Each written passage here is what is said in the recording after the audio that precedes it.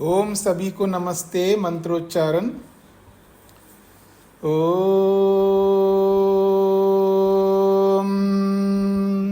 सहना भवतु सहनौ भुनक्तु सह वीर्यं करवावहै तेजस्विनावधीतमस्तु मा विद्विषावहै।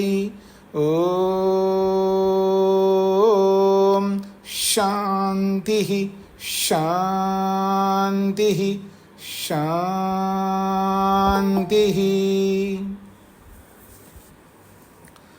सांख्य दर्शन की कक्षा संख्या 65 है। तीसरे अध्याय के 59वें सूत्र तक हमने विचार किया।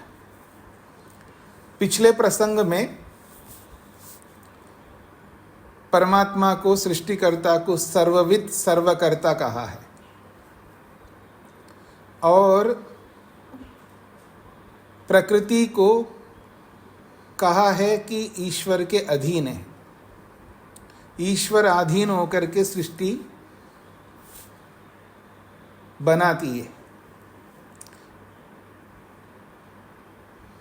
चेतन ना होते हुए भी प्रकृति की सृष्टि के रूप में प्रवृत्ति दूध के समान होती है। ये बात पीछे 59वें सूत्र में कही है। उसी बात को और आगे बढ़ाते हुए 60वें सूत्र के माध्यम से कहा जा रहा है, अत्र एव अन्यो दृष्टांतो दीयते। पृष्ठ संख्या 215 पर अत्र एव अन्यो दृष्टांतो दीयते, इसी विषय को लेकर के एक और दृष्टांत यानी उदाहरण दीयते दिया जाता है। कर्मवत कृष्टे, ब्रैकेट में दिया है दृष्टे व कालादे। कर्मवत कृष्टे व कालादे। कहते हैं कृष्टे कर्मवत व जो है अथवा कृष्टे है कर्मवत। कृष्टे का अर्थ क्या है? कृषे है। कृषि कर्मवत, कृषि के कर्म के समान। जैसे कृषि कार्य होता है, किसान जब कृषि कार्य करता है तो उसी के समान इसको समझना चाहिए। तो कहते हैं कृषि कर्मवत तद यथा, जैसे कि कृषि कर्मणि। तो ये जो कर्मवत में जो वत प्रत्यय जुड़ा है, कर्मवत में कृषि कर्मवत, कृषि कर्म के समान। तो इसमें वत में जो प्रत्यय जुड़ा है, ये किस अर्थ को कहने के लिए आया है उसको दिया जा रहा है, तत्र तस्यैव। ये अष्टाध्यायी का सूत्र है। जो शब्दों की उत्पत्ति होती है, शब्दों में जो प्रत्यय लगते हैं, उसको प्रस्तुत कर रहा है यहाँ पर। तो यहाँ तत्र तस्यैव इस सूत्र के माध्यम से सप्तमी के अर्थ में वत प्रत्यय आया है।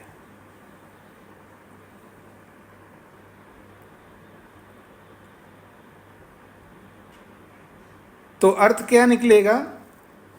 उपतम बीजम वृक्ष भावाय चेष्टते। बोया गया बीज जो है वृक्ष भावाय चेष्टते, वृक्ष बनने के लिए चेष्टा करता है। बोया हुआ जो बीज है वो वृक्ष बनने के लिए प्रयत्नशील होता है। तो कृषि कर्मवत, तो कृषि कर्म में जैसा होता है वैसा ही सृष्टि के कर्म में होता है, ये इसका तात्पर्य है। कालादे, कालादि वशात, कालवशात, काल के कारण से, समय के कारण से। क्योंकि जब कोई व्यक्ति बीज बोता है तो वृक्ष चू मंतर की तरह बो दिया और अगले दिन वृक्ष बन गए, ऐसा तो होता नहीं है। कहानी सुनाया करते हैं ना लोग बंदर का। बंदर ने बीज बोया और अगले दिन आकर के देखा वो वृक्ष तो बना ही नहीं है। फिर खोद करके देखा तो बीज का बीज वैसा का वैसा है। तो वृक्ष बनने में काल लगता है, समय लगता है, इसलिए कहा कालादि वशात। तो काल, बहुत लंबा काल लगने से, और आदि शब्द से ले रहे हैं कृषि वलस्य प्रयत्न वशात। कृषि वल कहते हैं किसान को। किसान के प्रयत्न विशेष से और काल, समय लगने से एक लंबे काल के बाद में लंबा किसान के प्रयत्न से वृक्ष बन के तैयार हो जाता है। तथैव, ठीक इसी प्रकार से प्रधानमपि सृष्टिकर्मणि सृष्टिभावाय चेष्टते। प्रधानमपि, प्रकृति भी सृष्टि के कर्म में अर्थात सृष्टि भावाय, सृष्टि को उत्पन्न करने के लिए प्रकृति भी चेष्टते, चेष्टा करती है। वहाँ पर भी कालादि वशात, वहाँ काल यानी समय लगता है, और आदि से ईश्वर की प्रेरणा वहाँ पर चाहिए, ईश्वर का मेहनत पुरुषार्थ चाहिए वहाँ पर। तो एक समय लगता है और ईश्वर की वहाँ प्रेरणा और उसका पुरुषार्थ भी लगता है, तब जाकर के सृष्टि बनती है। कितना समय लगता है जी सृष्टि को बनने में? जैसा कि शास्त्र कहते हैं, जितना समय सृष्टि बनी रहती है उतना ही समय जो है सृष्टि को बनने में लगता है। उसी को प्रलय बोला है, बहुत समय लगता है। अमित जी को क्या कहना है?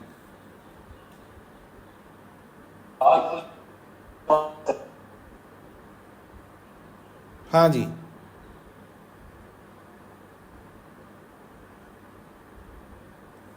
तो मैं आगे बढ़ता हूं जी। कथम ही प्रकृतिर विचार शून्य सती काले ईश्वर प्रेरणात् चेष्टता इत्याकांक्षायाम उच्यते। प्रश्न करता, हाँ जी, अल्पना जी बोलिएगा। नमस्ते स्वामी जी। स्वामी जी, यहाँ पर जो ये सप्तम्याम, जो सप्तमी विभक्ति के अनुसार वत प्रत्यय है जी, तो वो यहाँ पर कैसे जुड़ रहा है? हाँ जी, तो कर्मवत कृष्टे, तो कर्मवत में जो वत प्रत्यय है सप्तमी अर्थ को बता रहा है। तो कृष्टे का अर्थ है कृषि कर्मणि। कृषि कर्मणि में सप्तमी विभक्ति दिखा दिया। तो कृषि कर्म में जैसा होता है वैसा यहाँ पर भी सृष्टि में होता है, ये अर्थ बता दिया। जी, सरिता जी। स्वामी जी नमस्ते। ये कृषि के बाद जो ब्रैकेट में दृष्टि लिखा है, हाँ, ये पाठ भेद दिखाया यहाँ पर कि कोई कोई कर्मवत दृष्टे है ऐसा भी लिखता है और कोई कोई कर्मवत कृष्टे ही लिखता है। अच्छा, और रवा रवा बाकी ऊपर जो है ना र की ये है, तो इसका क्या मतलब हुआ? उसका मतलब होता है जो दृष्टे में विसर्ग है ना, जब वहाँ जब उसके साथ जुड़ता है तो विसर्ग को रेफ हो जाता है, रकार हो जाता है, संधि के कारण से। जी, धन्यवाद। हाँ जी, प्रश्नकर्ता प्रश्न कर रहा है, कथम ही प्रकृति ही विचार शून्य सती काले ईश्वर प्रेरणात् चेष्टता इति आकांक्षा मुच्यते। प्रकृति तो विचार शून्य है, अर्थात चेतना से शून्य है। तो प्रकृति चेतना शून्य होती हुई भी ईश्वर की प्रेरणा से, भले उसमें समय लग रहा है, लेकिन कैसे चेष्टा करती है प्रकृति? प्रश्नकर्ता का भाव ये, जो चेतन है वही चेष्टा कर सकता है, जड़ चेष्टा नहीं कर सकती है, ये कर सकता है। तो कहते हैं प्रकृति तो विचार शून्य है, अर्थात चेतना शून्य है। चेतना शून्य होते हुए भी ईश्वर की प्रेरणा से प्रकृति चेष्टा कैसे करेगी, इस आकांक्षा में अगला सूत्र प्रस्तुत किया जा रहा है।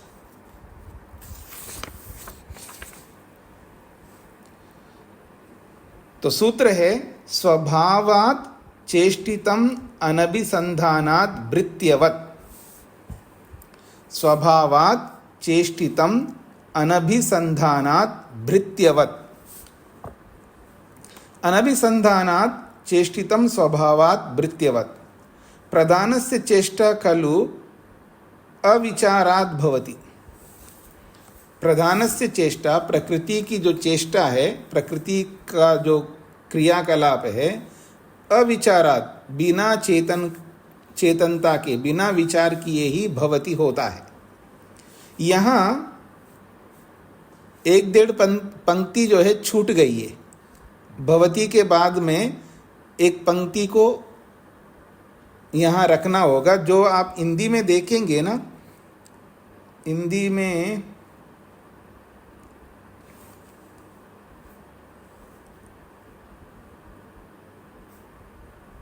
में भी कुछ छूट गया है।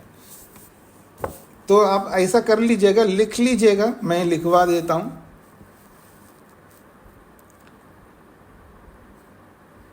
तस्य चेष्टन स्वभाववत्वात्, तस्य चेष्टन स्वभाववत्वात्,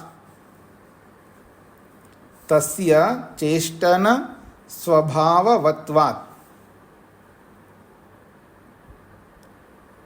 भृत्यवत्, भृत्यवत्,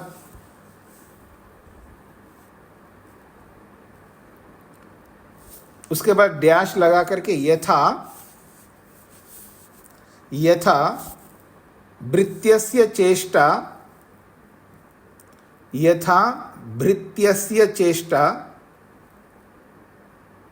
विचारमन्तरेण, यथा भृत्यस्य चेष्टा विचारमन्तरेण, विचारमन्तरेण विवेचनेन विना, विवेचनेन विना स्वभावात् भवति, स्वभावात् भवति। दोबारा दोहराता हूं, देख लीजिएगा। तस्य चेष्टन स्वभाववत्वात्, तस्य चेष्टन स्वभाववत्वात् भृत्यवत्,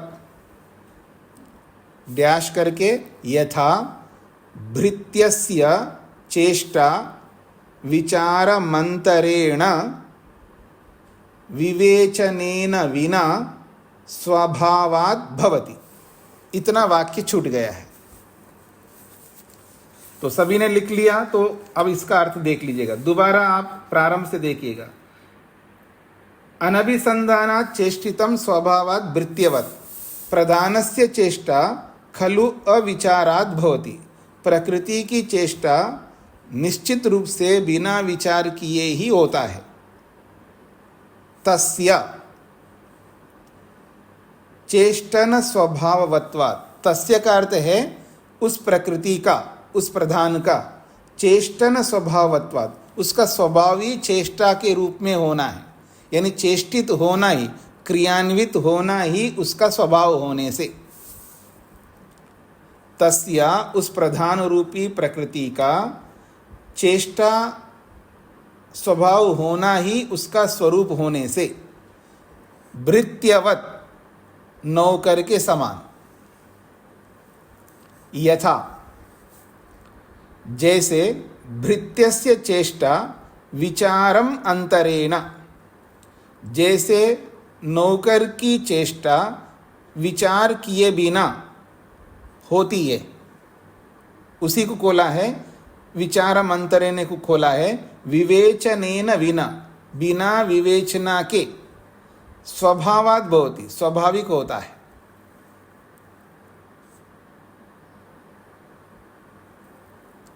हाँ जी, मेरी ओर देखिएगा। आप बैठे हैं डाइनिंग टेबल के ऊपर, ऊपर का मतलब है डाइनिंग टेबल के पास बैठे हैं, चेयर पर बैठे हैं आप।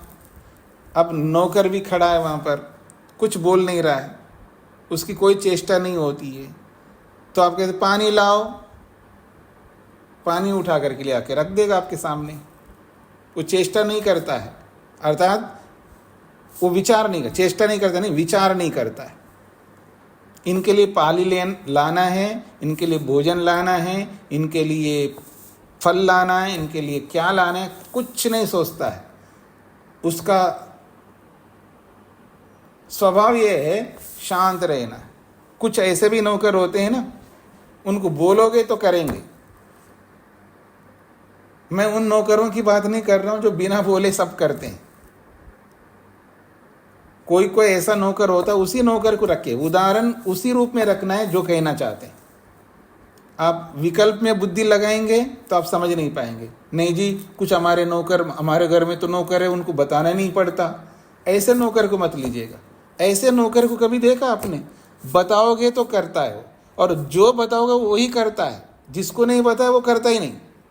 उसके मन में कोई विचार ही नहीं होता मेरे को क्या करना क्या नहीं करना, मेरे को बता ये करने के लिए ये, और इसके बगल में ये तो बोला नहीं है लेकिन करूँगा, ऐसा विचार करके नहीं करता। जो आप बोला उतना ही करता है। ऐसा नौकर है यहाँ पर।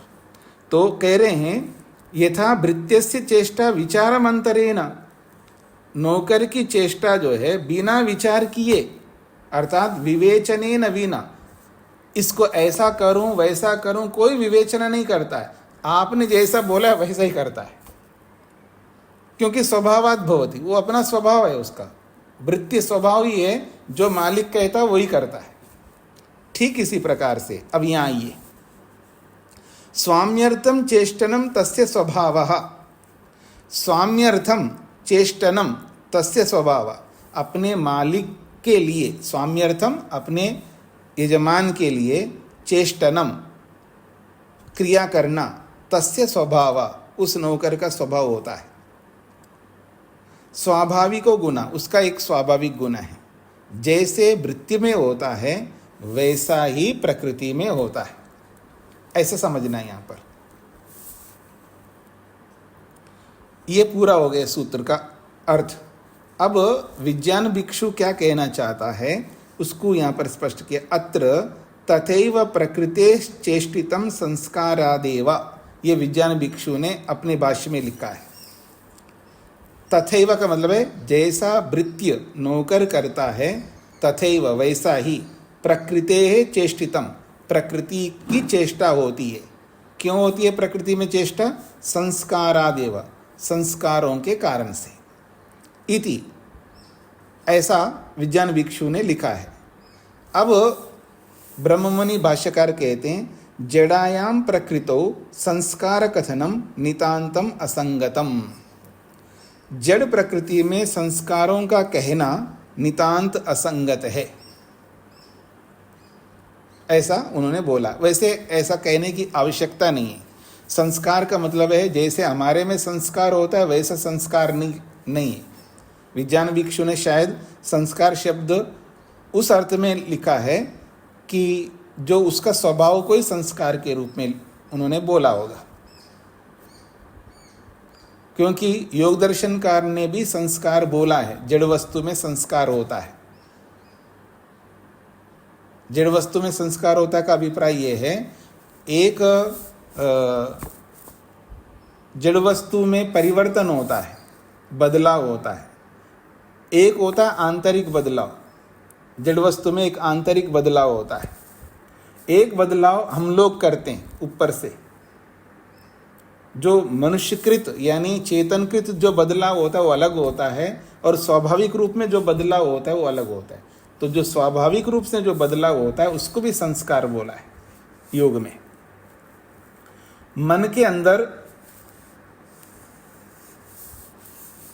संस्कार होता है, अर्थात चलम च गुणवृत्तम, वो स्वभाव से ही चलायमान है। जैसे आज के विज्ञान में इलेक्ट्रॉन, न्यूट्रॉन, प्रोटॉन घूमते रहते हैं ना, उनका जो घूमना, उनका जो गति है वो स्थिर नहीं रहते, वो घूमते रहते हैं, बदलते रहते हैं। इसका मतलब ये है। तो वैसा ही प्रत्येक वस्तु के जो अंदर जो क्रियाएं होती हैं वो स्वाभाविक रूप से होते हैं, उनको भी संस्कार बोला है। अगर आप किसी को समझना हो, चौथे पाद में योग दर्शन में व्युत्थान संस्कार, निरोध संस्कार के रूप में वहां पर बोला है। वहां संस्कार शब्द का भी प्रयोग किया है, पर वहां संस्कार दो अर्थों में होता है। तो अगर विज्ञान भिक्षु ने संस्कार के कारण से प्रकृति में चेष्टा होती है तो ये बहुत बड़ी गलती नहीं मानना चाहिए। लेकिन जिस अर्थ को लेकर के खंडन किया है वही अर्थ अगर ये लेते हैं विज्ञान भिक्षु तब तो गलत होगा। लेकिन विज्ञान भिक्षु जिस अर्थ में संस्कार के शब्द का प्रयोग किया है उस अर्थ में अगर लें तो गलत नहीं माना जाएगा। लेकिन विज्ञान भिक्षु तो है ही नहीं, पूछ के पता लगा सके, और ना ही ब्रह्म मुनि जी के सामने रहे होंगे ये विज्ञान भिक्षु। कोई बात नहीं, कभी कभी हो सकता है, आखिर मनुष्य हम सब। आगे बढ़ते हैं जी। प्रकृति चेष्टने हेत्वंतर माह। प्रकृति चेष्टा करती है उसकी चेष्टा के विषय में। हेत्वंतर माह, एक दूसरा हेतु प्रस्तुत किया जा रहा है। कर्मा कृष्टेर्वा अप्यनादितः, कहते हैं कर्मा कृष्टेः वा अपि अनादितः। कर्मा कृष्टेः विसर्ग आ जाएगा, फिर वा अपि अनादितः। अनादितः कर्मा कृष्टे अपि वा। अनादितः प्रवाहेन अनादिता। अनादि दो प्रकार का होता है। एक स्वाभाविक अनादि होती है जिसको कूटस्थ अनादि कहते हैं, कूटस्थ नित्य के रूप में बोला जाता है। तो एक तो स्वभाव कूटस्थ अनादि है, अर्थात वास्तव में वो अनादि, जैसे परमात्मा अनादि है, प्रवाह से अनादि, कभी रहता है कभी नहीं रहता, ऐसा नहीं। जीवात्मा भी कूटस्थ अनादि है और मूल प्रकृति भी कूटस्थ अनादि है, स्वाभाविक रूप से हमेशा रहने वाले हैं। प्रकृति से बनी हुई जो सृष्टि है वो प्रवाह से अनादि है, अर्थात इस समय है, फिर नष्ट हो जाएगी, फिर दोबारा बनेगी, नष्ट हो जाएगी, फिर दोबारा बनेगी। तो सृष्टि अनादि है, यानी हमेशा सृष्टि बनती हुई आ रही, लेकिन प्रवाह से अनादि, अर्थात कुछ समय रहती है सृष्टि, कुछ समय नहीं रहती है, पर ये जो प्रवाह है ये लगातार चलता रहेगा, इसको प्रवाह से अनादि कहते हैं। तो अनादिता अर्थात प्रवाहेन अनादितः कर्म भी आकर्षणाद अपि। तो प्रवाह से अनादि है सृष्टि, प्रकृति भी, कर्म भी आकर्षणाद। मनुष्य के द्वारा जो किए गए कर्म हैं उन कर्मों से आकर्षित होती है प्रकृति। हम कर्म करते रहें तो हमारे कर्मों से आकर्षित होकर के हमारे लिए सृष्टि बनाती रहेगी, इसका ये तात्पर्य है। कोई ये ना सोचे कि आकर्षण केवल चेतन में ही होता है, आकर्षण जड़ में भी होता है। जैसे चुंबक और लोहे के बीच में आकर्षण है, तो ऐसे ही जब हम कर्म करते हैं तो प्रकृति हमारे लिए आकृष्ट होती है, अर्थात प्रकृति को बनाना ही पड़ेगा हमारे लिए सृष्टि। ये अलग बात है कि खुद नहीं बनाती है, ईश्वर के माध्यम से वो बनाती है, ऐसा कह सकते हैं आप। लेकिन आकृष्ट तो प्रकृति होती है। उस बात को केवल आकर्षण मात्र को सामने रख करके बोला जा रहा है। कर्म भी आकर्षणाद अपि, और कर्मों से आकर्षित होने से भी प्रकृति ही चेष्टते, प्रकृति जो है चेष्टित होती है, अर्थात सृष्टि के रूप में बदलती है। सृष्टि रूपतया परिणमते, उसी को खोला है, सृष्टि के रूप में वो बदलती है। अनादि कालात कर्म भी आकृष्यते ही सा सृष्टि भावाय। अनादि काल से, प्रवाह से अनादि काल से कर्मों से आकृष्ट होती ही है वो प्रकृति। किस लिए? सृष्टि भावाय, सृष्टि के रूप में बदलने के लिए। तस्याः परतंत्रत्वात् परार्थत्वाच्च, तस्याः उस प्रकृति के परतंत्र होने से और परार्थ होने से। परतंत्र और परार्थ में बहुत अंतर है। परतंत्रत्वात् का मतलब है दूसरे के अधीन होने से, और परार्थत्वात् का मतलब दूसरे के प्रयोजन के लिए होने से। तो प्रयोजन जीवात्मा है, परार्थत्वात् का मतलब है जीवात्मा के लिए होने से, और परतंत्रत्वात् करता है परमात्मा के अधीन होने से। जब दूसरे के अधीन है और दूसरे के लिए काम करती है, इसलिए बलाद आकृष्यते, बलपूर्वक आकृष्ट होती है बार बार सृष्टि बनने के लिए। स सृष्टि भावाय, वो सृष्टि के रूप में बनने के लिए बलात् आकृष्ट होती रहेगी। तस्मात् प्रकृति सृष्टि रूपाय चेष्टते इति योक्तिकम एतत्। इसलिए प्रकृति जो है सृष्टि रूप में बदलने के लिए चेष्टित होती ही है। ये योक्तिकम एतद, ये युक्ति संगत है, ये कहना चाह रहे हैं। स्पष्ट हो गया जी सबको? आगे बढ़ता हूं। यदि अनादितः कर्म भी आकर्षणात् प्रकृते सृष्टि तर्हि न मुक्ति स्यात्। प्रश्नकर्ता एक प्रश्न प्रस्तुत कर रहा है। मधु जी को क्या कहना है? स्वामी जी नमस्ते जी। स्वामी जी नहीं समझ आया, प्रकृति अब जड़ है, वो कैसे आकृष्ट होती है? कैसे आकृष्ट होती है, कैसे नहीं हो सकती, आप बताएंगे तो फिर मैं बताऊंगा कैसे स्वामी जी, आकृष्ट। इसमें आकृष्ट होने में गुरुत्वाकर्षण को लेंगे क्या? मतलब जैसे धरती जो है किसी वस्तु को आकृष्ट करती है ना, अपनी ओर खींचती है, ठीक है, उसमें गुरुत्वाकर्षण शक्ति है। और चुंबक में भी अपना एक आकर्षण है, उसके अंदर लोहे को खींचती है। तो ऐसे ही हमारे कर्मों को देखते हुए प्रकृति आकृष्ट होती है, अर्थात सृष्टि बनने के लिए प्रवृत्त होती है। ये एक मोटा कथन है। कोई ऐसा चेतन तत्व नहीं है कि आपको देख करके मैं आपके पीछे खींचा हुआ आ रहा हूँ। वो तो चेतन समझदार होने के कारण से ऐसा करता है। प्रकृति के अंदर एक स्वभाव है कि वो प्रकृति के रूप में नहीं रहना है उसको। उसका औचित्य तभी सिद्ध होता है जब वो अपने आप को बदल करके किसी के उपयोग के लिए बने, क्योंकि उसका स्वभाव है दूसरे के लिए होती है, प्रकृति स्वयं के लिए नहीं होती है। आप ये तो हाँ बोलिए। सॉरी, ये तो समझ आ गया कि प्रकृति बनती है, पर वो ये नहीं समझ आया था कि आकृष्ट कैसे होती है, कौन सा आकर्षण है, मतलब किस तरह, कोई उदाहरण से, जैसे अब आपने समझा दिया, थोड़ा समझ आया। तो थोड़ा क्या पूरा समझ लीजिएगा कि गाड़ी बहुत अच्छी चलती है, बोला जाता है ना, तो ऐसे प्रकृति आकृष्ट होती है, उसी रूप में बोल लीजिएगा। ठीक है स्वामी जी, जी जी। धन्यवाद। आगे बढ़ता हूं जी। अनादि, यदि अनादित कर्म भी आकर्षणात् प्रकृति सृष्टि, यदि प्रवाह से अनादि काल से कर्मों के कारण से प्रकृति आकर्षित होते हुए सृष्टि बनाती है, तो जब प्रवाह से बनाती रहती है तो फिर न मुक्ति स्यात्, फिर मुक्ति नहीं होनी चाहिए। यह प्रश्नकर्ता का प्रश्न है। अत्र उच्यते, इसका समाधान दिया जा रहा है। विविक्त बोधात् सृष्टि निवृत्ति प्रदानस्य सूदवत् पाके। बड़ा अच्छा उदाहरण दिया है। विविक्त बोधात् सृष्टि निवृत्ति ही प्रदानस्य सूदवत् पाके। विविक्त बोधात्, विविक्त कहते हैं विवेक को, अर्थात प्राप्त विवेकस्य पुरुषस्य बोधात्।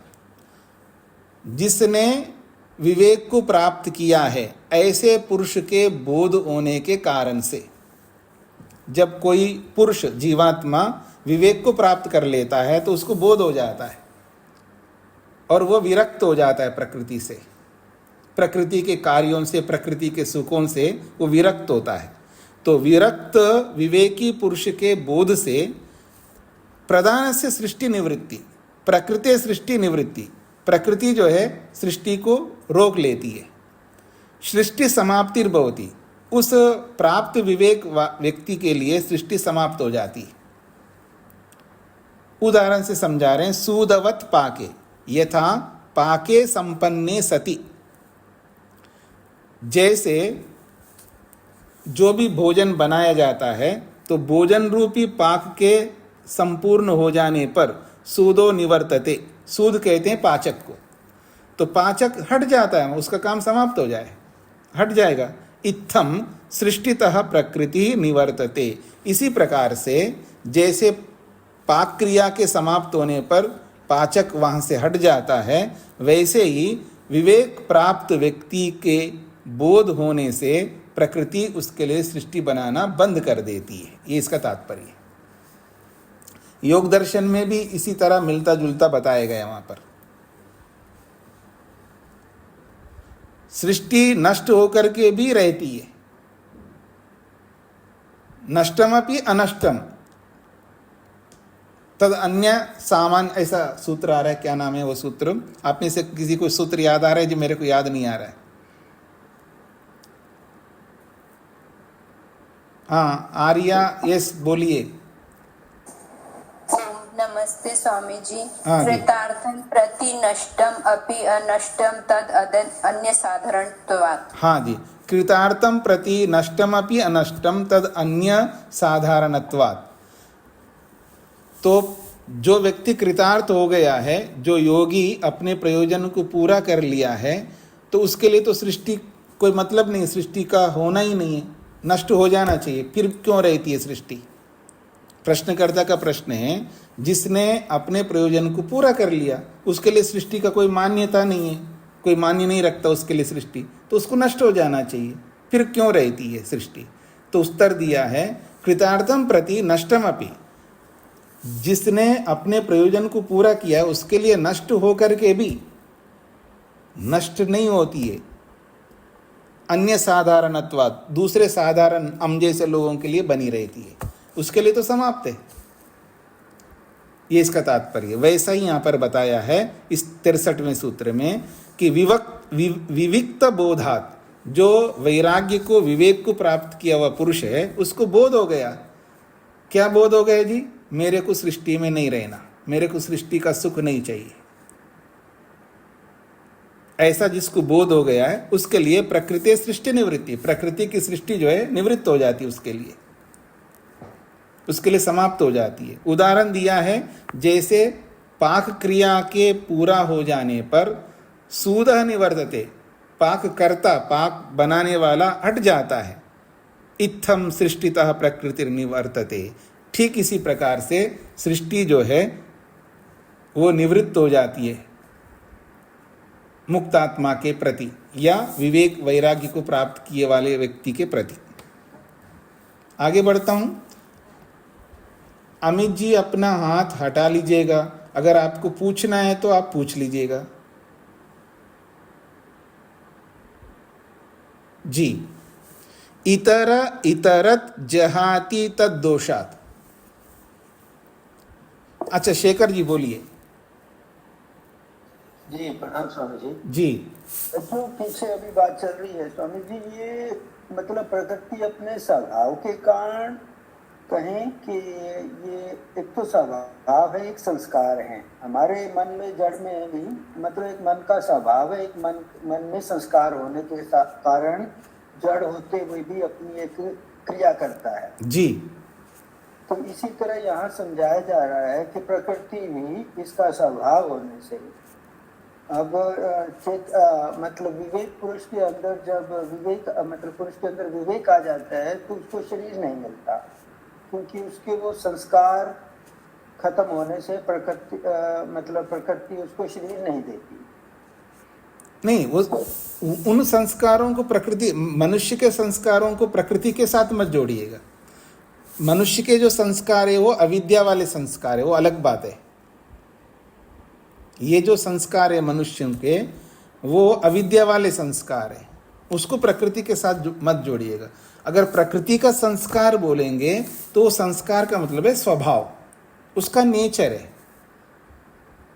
तो उसका नेचर ही है, उसको उसी रूप में नहीं रहना। अगर कोई जड़ वस्तु है तो वो खुद अपना प्रयोजन पूरा नहीं कर सकते, उसको अपना प्रयोजन सिद्ध करना नहीं है। अगर वो जड़ वस्तु है तो दूसरे के लिए है। अब दूसरे के लिए तो जिस रूप में, उसी रूप में दूसरे के लिए कोई काम आता नहीं है वो, तो इसलिए वो उसको बदल करके काम देता है। वो प्रकृति अपने आप को दूसरे रूप में बदल करके मनुष्य के प्रयोजन को सिद्ध करने योग्य बना करके प्रस्तुत होती है। तो अपने आप को बदल करके सृष्टि के रूप में बदलने का स्वरूप उसका स्वभाव है, उस स्वभाव के कारण से बनाती रहती है। तो प्रश्नकर्ता ने कहा, जब उसका स्वरूप ही बनाना है सृष्टि के रूप में, तो फिर तो मुक्ति होनी नहीं चाहिए। जब जिसका स्वरूप ही सृष्टि के रूप में बने रहना है, तो फिर तो मुक्ति का तो कोई मतलब ही नहीं है मुक्ति का। ये प्रश्नकर्ता ने प्रश्न किया। तब उत्तर दिया है, बिल्कुल उसका स्वभाव बनने का है, लेकिन जो बनने का स्वभाव क्यों है उसका, क्योंकि हम उसको बनवाना चाह रहे हैं, अर्थात हम विरक्त नहीं होना चाहते, इसलिए वो बनाती रहती है। यदि मैं विरक्त हो गया तो वो बनाएगी नहीं मेरे लिए, फिर उसका स्वभाव नष्ट होगा? नहीं होगा, क्योंकि दूसरे लोग हैं ना, दूसरे लोगों के लिए बनाएगी। जरूरी नहीं है कि सबके लिए बनाएगी, जहां आवश्यकता है उसके लिए तो बनाएगी। उसका बनाने का स्वभाव कभी समाप्त नहीं होता है। क्यों समाप्त नहीं होता है? क्योंकि सभी मुक्ति में एक साथ नहीं जाते। जो जाने वाले जा रहे हैं उनके लिए नहीं बनाएगी, और जो नहीं जाने वाले उनके लिए निरंतर बनाएगी। तो नहीं जाने वाले सदा रहेंगे और मुक्ति में जाने वाले भी सदा रहेंगे। इसके लिए उसका रूटीन चलता रहेगा, ये इसका तात्पर्य है। जी जी भूषण जी, धन्यवाद। अब अगला सूत्र है अथवा कहकर के स्पष्ट किया जा रहा है। इसी बात को 63वें सूत्र को और ढंग से समझाया जा रहा है। इतर इतर जहाति तद दोषात, बहुत महत्वपूर्ण सूत्र है, बहुत छोटा सा। इतरह इतरत जहाति, प्रधानात इतरह पुरुषा, इतर शब्द को स्पष्ट किया जा रहा है। इतरा कौन है? प्रधानात इतरह पुरुषः, प्रधान रूपी प्रकृति से जो इतर है अर्थात भिन्न है वो है पुरुष। खलु इतरत, फिर इतरत कौन है? तो कह रहे हैं स्वस्मात् इतरत भिन्नम प्रधानम। तो इतरत वो है स्वस्मात्, स्वस्मात् का मतलब है पुरुष से, इतरत भिन्न, वो प्रधान रूपी है, प्रकृति है। ऐसे प्रकृति को जहाति, जहाति का मतलब है त्यजति, छोड़ देता है। इतर शब्द का अर्थ पुरुष है और इतरत शब्द का अर्थ है प्रकृति। तो जो इतरा जो पुरुष है वो इतरा पुरुष इतरत रूपी प्रकृति को जहाति, छोड़ देता है। क्यों छोड़ देता है? तद दोषात, तस्य प्रधानस्य दोष दर्शनात्, उस प्रधान रूपी प्रकृति में दोषों को देखने के कारण से। तथा प्रधानात् निवर्तते, उस प्रधान रूपी प्रकृति से, सृष्टि से वो हट जाता है। यहाँ प्रधान शब्द से कार्य सृष्टि को लेना है, मूल प्रकृति को नहीं लेना है। यहाँ कार्य कारण को एक बना करके बोला जा रहा है। तो इसलिए कई बार इस सृष्टि को प्रकृति भी बोला जाता है, गलत नहीं बोला जाता है, कार्य कारण को एक मान करके बोला जाता है। क्योंकि प्रधान तो कोई काम नहीं आता है पुरुष के लिए, प्रधान से बनी हुई सृष्टि काम आती है। तो प्रकृति से वो निवृत्त नहीं होता है, प्रकृति से बनी हुई सृष्टि से निवृत्त होता है, इसका तात्पर्य।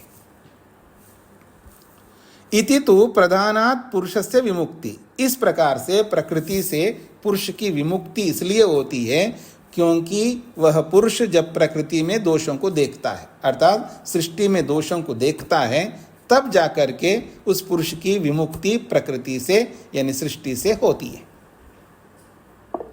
हाँ जी मधु जी। स्वामी जी, प्रकृति से मुक्त नहीं होता, सृष्टि से होता है, ऐसा बोला आपने?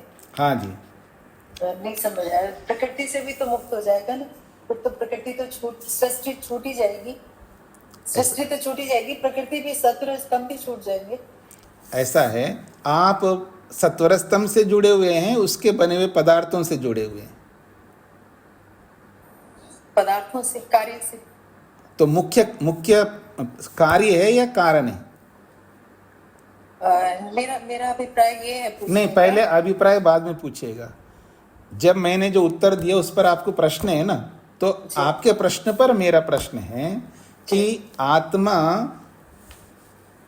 किससे जुड़ा हुआ है? मूल प्रकृति से जुड़ा हुआ है या कार्य से जुड़ा हुआ है? कार्य से जुड़ा है। तो उत्तर भी यही है कि सृष्टि से निवृत्त होता है। सीधा निवृत्ति किससे हो रहा है? सृष्टि से निवृत्त हो रहा है। बस ये कहना चाह रहा हूं।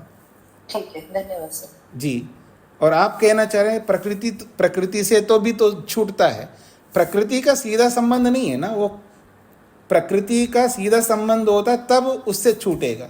सीधा संबंध तो कार्य से है। ठीक है, कार्य से छूट गए तो प्रकृति से भी छूटा माना जाएगा, पर मुख्य बात क्या है? सृष्टि। तो यहाँ प्रधान का अर्थ सृष्टि है, ये बताया था मैंने। जी जी, धन्यवाद। एवं, इसी प्रकार से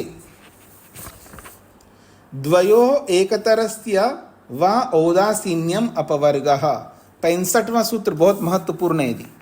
द्वयोः एकतरस्य वा औदासीन्यम अपवर्गः। द्वयोः एकतरस्य वा औदासीन्यम अपवर्गः। वा वाकारो अत्र च अर्थः। सूत्र में जो वा शब्द आया है ये और अर्थ को बताने के लिए, अर्थात समुच्चय को बताने के लिए आया है, विकल्प को बताने के लिए नहीं आया। वाकारा का मतलब है सूत्र में जो वा शब्द आया है यह शब्द च अर्थ को बताने के लिए आया। च का अर्थ होता है समुच्चय, जोड़ने अर्थ को बताने के लिए आया है, हटाने अर्थ में, विकल्प अर्थ में नहीं आया। क्रम बोधने, तो क्रम से इसका बोध करना है। क्रम बोधने, क्रम के बोधन में, यानी क्रम के अर्थ में, अर्थात द्वयोः औदासीन्यम, द्वयोः औदासीन्यम, एकतरस्य अपवर्ग, दोनों की उदासीनता होती है लेकिन एक का अपवर्ग होता है, इसका ये तात्पर्य है। पहले मैं अपने शब्दों में बोल देता हूं, फिर आप भाष्य को देखिएगा। प्रकृति के अंदर अर्थात सृष्टि में दोष देख करके आत्मा क्या करता है? उदासीन होता है। उदासीन का अर्थ है प्रवृत्त ना होना।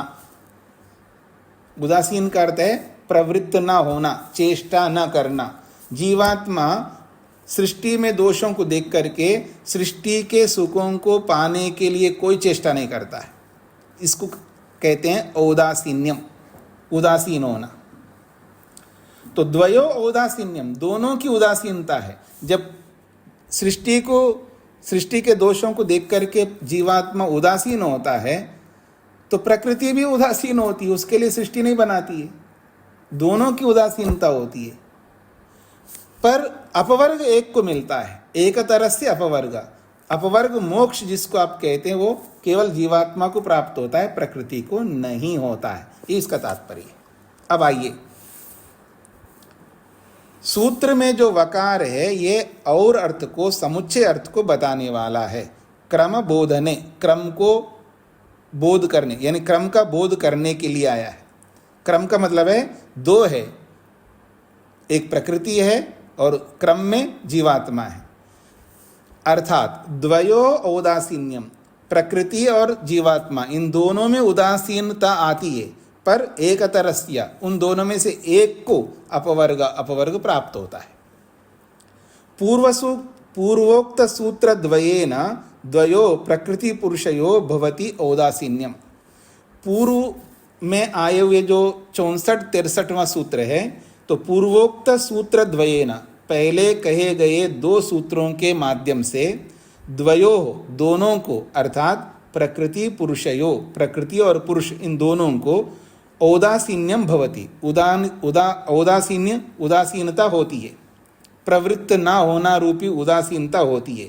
परंतु तत्र औदासीन्ये सति, दोनों के उदासीन होने पर भी, किला निश्चित रूप से, अपवर्गो अर्थात मोक्षस्तु, मोक्ष तो, खलु निश्चित रूप से, एक तरस्य, एक को अर्थात पुरुषस्य, पुरुष को, भवति इति सिद्धांत।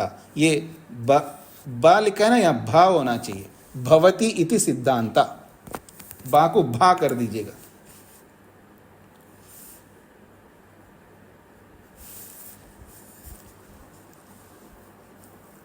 तो पूरा हो गया जिस सूत्र का अर्थ।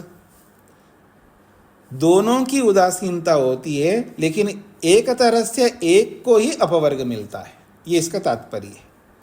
इदम सूत्रम अनिरुद्ध वृत्तो विज्ञान भिक्षु भाष्ये च न सम्यक व्याख्यातम। इस सूत्र को अनिरुद्ध वृत्तिकार ने और विज्ञान भिक्षु भाष्यकार ने, दोनों ने ठीक अर्थ नहीं किया। वो क्या अर्थ किया वो तो बताया नहीं, लेकिन गलत अर्थ किया, इतना मात्र बताया यहाँ पर।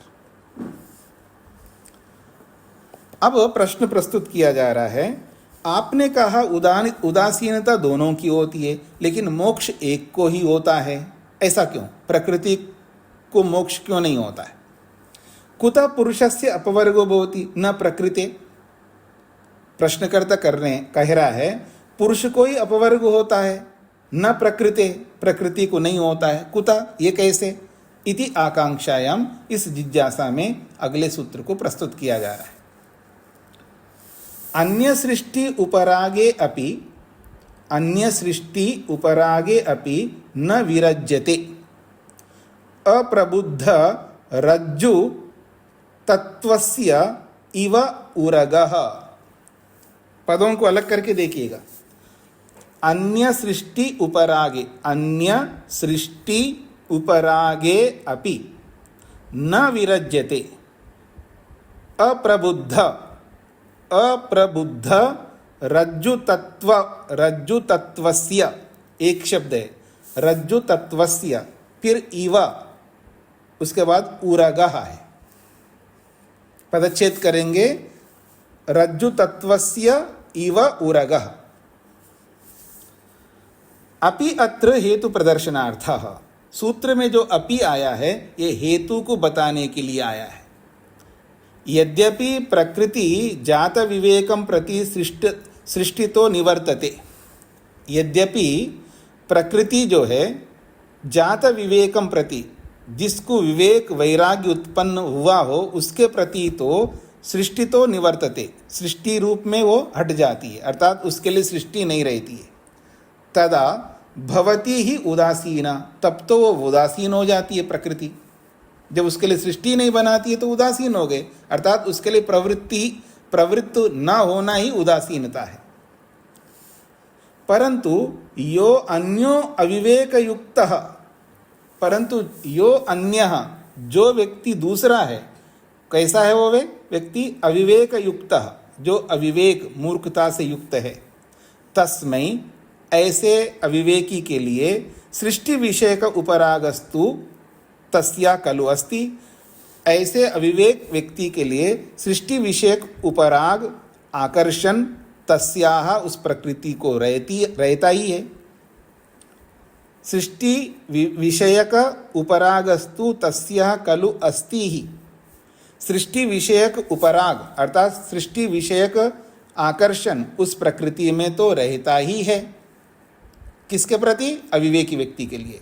तस्मात् अविवेक युक्तत्वात्, इसलिए जब कोई व्यक्ति अविवेक से युक्त होता है, न विरज्यते, उसके लिए प्रकृति रुकती नहीं है।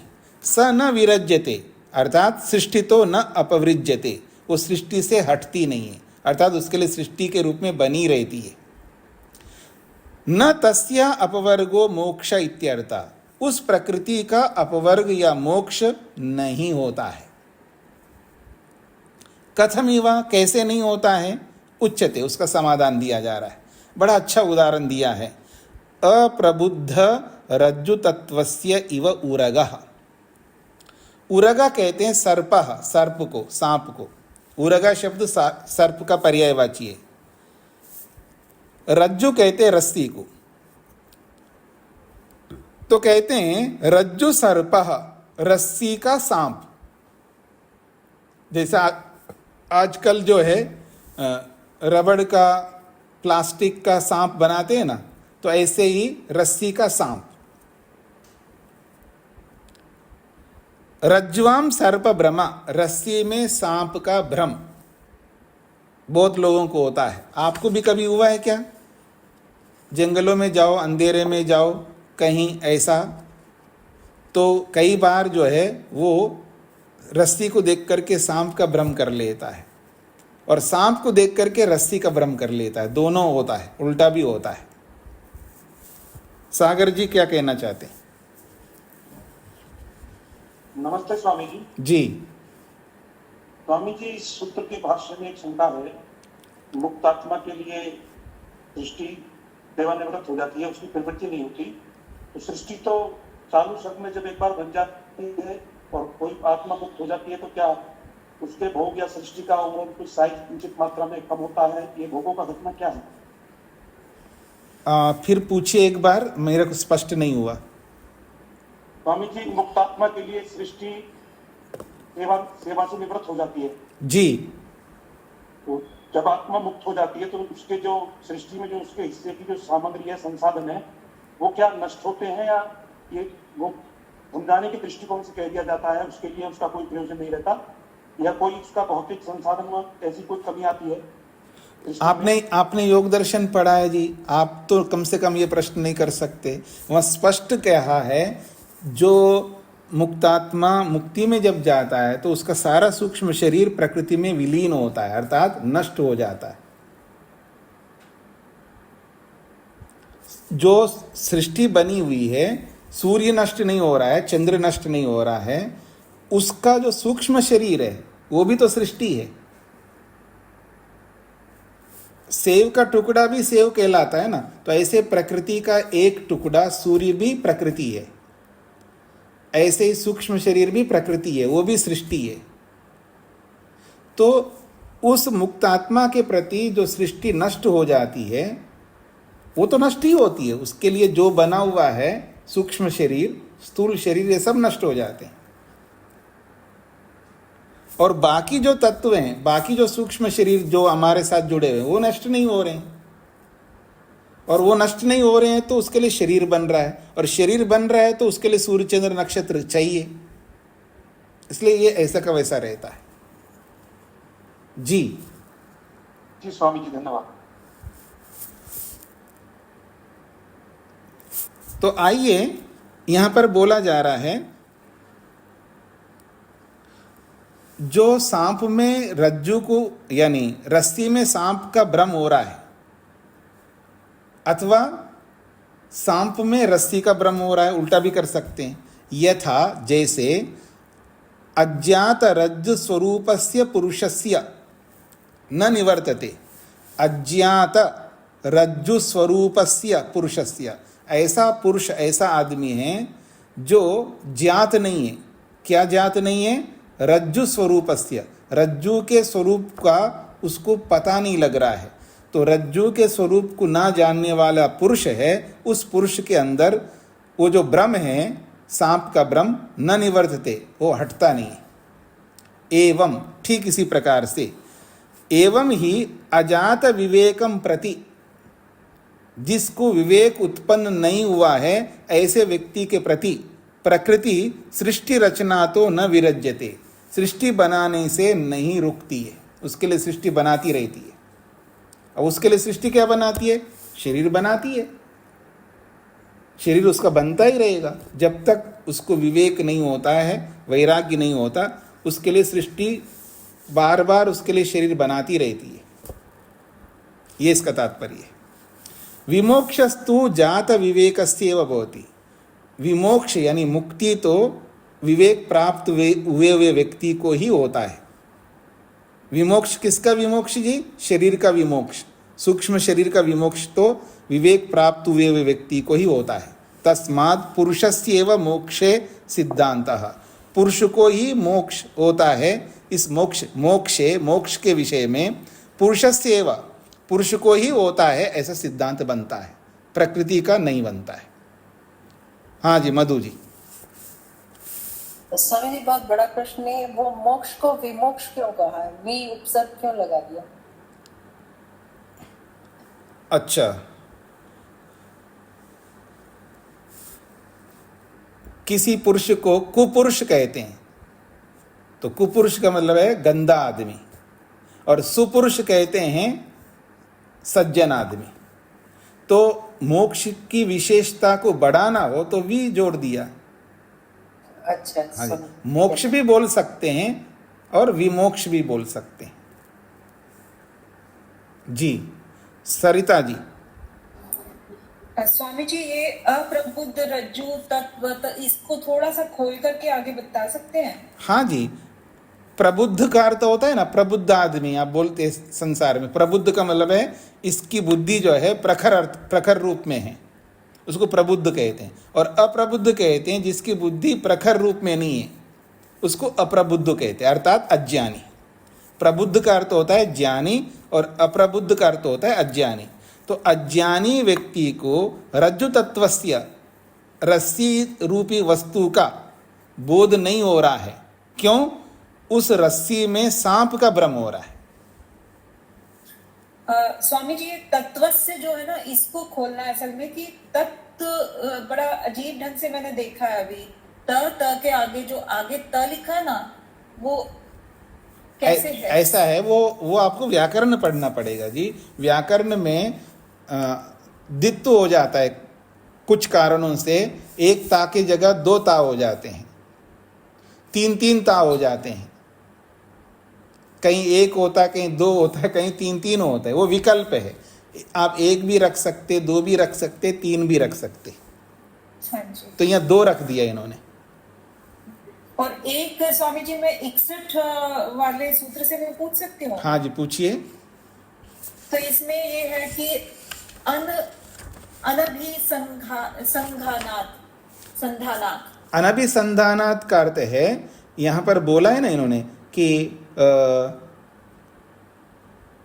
अभिसंधान कहते हैं जुड़ना, और अनभिसंधान का मतलब है ना जुड़ना।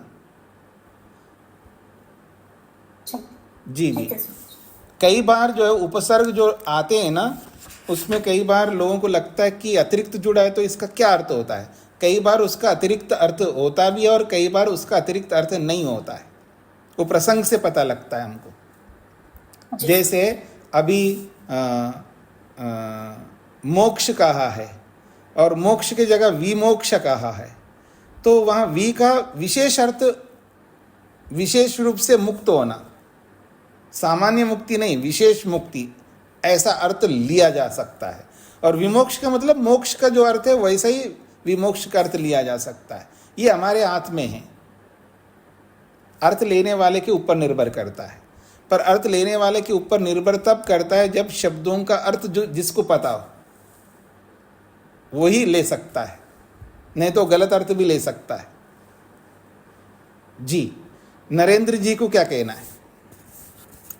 स्वामी जी ओम जी। स्वामी जी, 65वें सूत्र के भाष्य में पहली पंक्ति को एक बार बता दीजिए। पहली पंक्ति कहता है कि वाकार का मतलब है वा अक्षर, वा अक्षर को वाकार के, जैसे अकार, ककार, मकार, यकार बोलते हैं ना, ऐसे वाकार। वाकार का मतलब है वा अक्षर। ये अत्र इस सूत्र में जो वाकार है अर्थात वा अक्षर है, ये चा के अर्थ में आया है। चा का जो अर्थ होता है उसी अर्थ को कहने के लिए ये वहाँ आया है। तो चा का क्या अर्थ होता है? समुच्चय होता है, जुड़ना। राम, रामच लक्ष्मणश्च, राम और लक्ष्मण, राम के साथ लक्ष्मण को जोड़ रहा है, तो और अर्थ को कहता है चकार। उसी अर्थ के लिए वा शब्द आया है, ये कहना चाह रहे हैं। अब उसके आगे का क्रम बोधने, क्रम का बोध करने के लिए। क्या क्रम का बोध करना है? यहाँ दो पदार्थ है, एक प्रकृति है और एक पुरुष है। प्रकृति के बाद पुरुष, अथवा यूं कहिए पुरुष के बाद प्रकृति, ये क्रम है। दो का क्रम बना हुआ है ना। इस क्रम को समझने के लिए यहाँ चा शब्द और अर्थ को कहने के लिए आया है। अब उसको खोल रहे, अर्थात द्वयो औदासीन्यम, दोनों की उदासीनता होती है। तो क्रम है ना यहाँ पर, एक की उदासीनता, फिर उसके बाद दूसरे की उदासीनता, ये क्रम है। तो दोनों की उदासीनता होती है, लेकिन उन दोनों में से एक तरह से अपवर्ग, उन दोनों में से एक को ही अपवर्ग मिलता है, दूसरे को नहीं मिलता है। हो गए जी स्पष्ट? जी धन्यवाद। अल्पना जी। स्वामी जी, जो ये वो हो गया, मोक्ष हो गया और वो अब सूक्ष्म शरीर से अलग हो गया जी। तो अब सूक्ष्म शरीर जो है वो कारण रूप में प्रलय की अवस्था में जाता है या उसी समय ही वो कारण में चला जाता है? उसी समय जाता है, जैसे वो मुक्ति में जाता है उसी समय वो अपने कारण में विलीन होता है। योग दर्शन में यही बोला है जी। वो वेट किस लिए करेगा? मतलब मेरे पास बहुत सारे काम पड़े जी, बाद में करूँगा, अभी इसको अभी नहीं करता, ऐसा तो परमात्मा नहीं करता। परमात्मा तो सर्वशक्तिमान है, तो उसी समय कर देगा, उसको अपने कारण में पहुंचा देगा जी। तो इसको यहीं पर विराम देता हूं। ओम शांति शांति शांति ही।